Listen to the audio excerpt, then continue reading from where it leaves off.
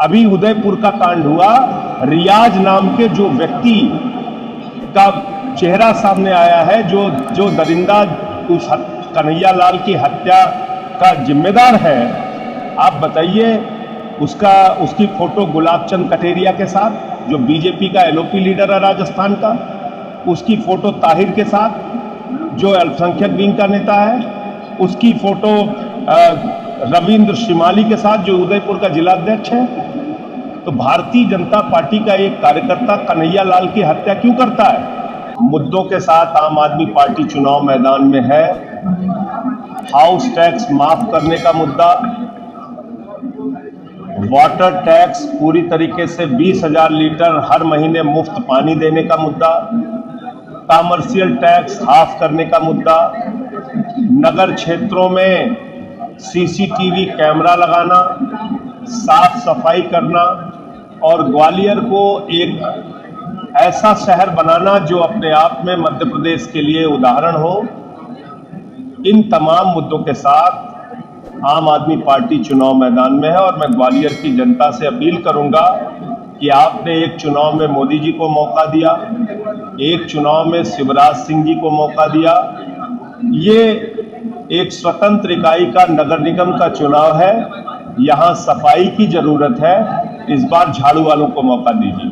Sir, संपत्ति कर माफ करने की बात, कमर्शियल टैक्स माफ करने की बात, ये दोनों ही ऐसे टैक्स होते हैं जो नगर निगम के लिए भीड़ होती है।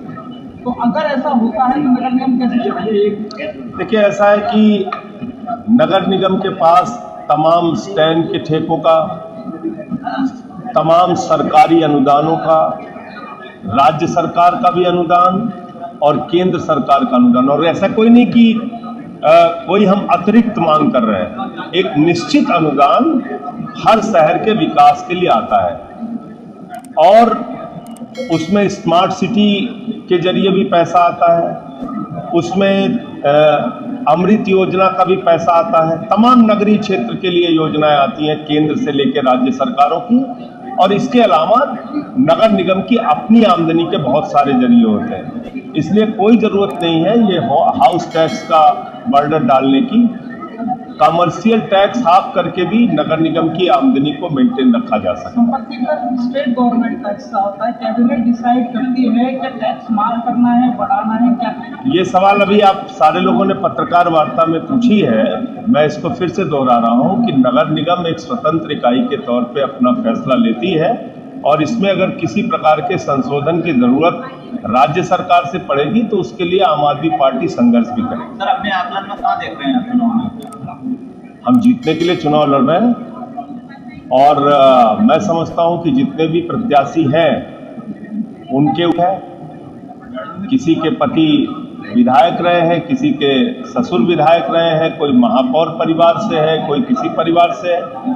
हमारी प्रत्याशी डॉक्टर रुचि गुप्ता जी पढ़ी लिखी योग्य प्रत्याशी हैं और ये अगर महापौर के पद पे इनको जिताएगी ग्वालियर की जनता तो निश्चित रूप से बेहतरीन काम करके दिखाएंगे। इनके कामों की सराहना जब एक राजनीतिक नेता के रूप में इन्होंने काम किया तब भी हुई है और आगे भी होगी। आपने थीम रोड की बात करी कि थीम रोड केवल सिंधिया जी के महल के आसपास रहती है। जब ये थीम रोड पहली बार बनी थी और जिनका जिक्र आपने किया कि इस पत्थर पे उनके घर का भी निर्माण हुआ, तब तो सिंधिया जी बीजेपी में नहीं थे, तब तो थीम रोड बनी थी और वो महापौर थी बीजेपी में और सिंधिया जी कांग्रेस में थे। तो ये आरोप आप कैसे कहें? नहीं, मैं ये कह रहा हूँ कि यहाँ बहुत सारा निर्णय भले ही कोई बीजेपी में हो कांग्रेस में हो वो सिंधिया जी के मुताबिक ही होता है, पहले भी होता रहा है, आगे भी होता रहा, तो खुद बीजेपी में ही। आपने कहा हम जीतने के लिए आए हैं, लेकिन जमीन भाजपा और कांग्रेस के मुकाबले बहुत कमजोर है। भैया, चन्नी को मोबाइल की दुकान पे काम करने वाले कर्मचारी लाभ सिंह ने हरा दिया। तो लोकतंत्र में जनता मालिक होती है, लेकिन सर न मोदी जी मालिक है न शिवराज जी मालिक है। सर, क्या जनता मालिक होती है, जनता तय करेगी और अगर जनता को हमारी नीतियां पसंद है तो हमें जिताएंगे। संजय जी, आपने जो बात की है कि आप छोटे से शुरुआत करती है, दिल्ली में भी हुई, पंजाब में भी हुई, मध्य प्रदेश में तैयारी किस तरह की आने वाले विधानसभा चुनाव है फिर लोकसभा चुनाव है? देखिए, वो तो ज़्यादा आपको यहाँ का जो संगठन देख रहे हैं पंकज जी वो बता पाएंगे, लेकिन जो मुझे जानकारी है कि हम अपना बूथ स्तर पे, विधानसभा स्तर पे संगठन का निर्माण कर रहे हैं और वार्डों के स्तर पे, तो इसलिए मुझे लगता है कि आने वाले दिनों में और मजबूत होगी पार्टी। ये परिणाम जो नगर निगम के आएंगे ये भी हमारे लिए आगे का रास्ता खोलेंगे। सर, महाराष्ट्र में जो घटनाक्रम हुआ है उसे कैसे देखते हैं आप, और उद्धव सरकार जिस तरह से गिरी है? देखिए, बीजेपी एक एमएलए किडनैपिंग गैंग बन चुकी है और उसका काम, जैसे हमारे यहाँ ट्रेनों में जहर खुरानी गिरोह चलता है, वैसे ही पूरे देश में जहर खुरानी का गिरोह चला रहे हैं। लोग नफरत का बीज फैला रहे हैं। महाराष्ट्र की घटना लोकतंत्र के ऊपर एक गहरा हमला है, गहरा आघात है, और जिस तरह से ईडी का दुरुपयोग किया जा रहा है वो बहुत बड़ी चिंता का विषय है। ईडी भारतीय जनता पार्टी का कार्यालय बन गई है। आप मुझे बताइए, 10,000 करोड़ लूट के विजय माल्या भाग गया, ईडी ने क्या किया?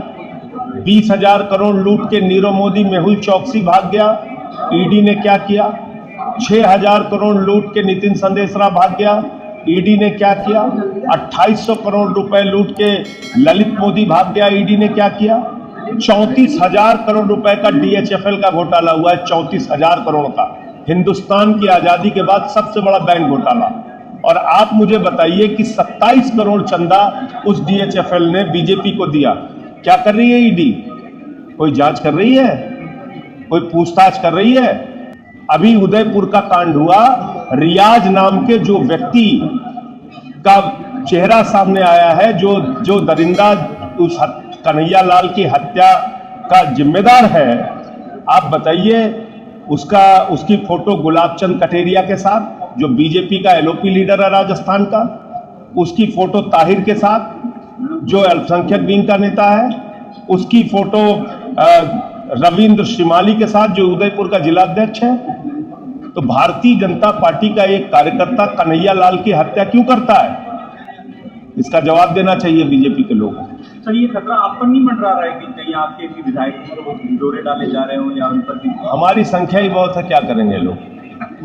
दिल्ली और पंजाब में इतना ज़्यादा बहुमत दे दिया लोगों ने कि लोग जान रहे थे कि भाजपाई किडनैपिंग गैंग सक्रिय हो सकता है, तो इसलिए भाजपाई किडनैपिंग गैंग से सावधान रहते हुए जनता ने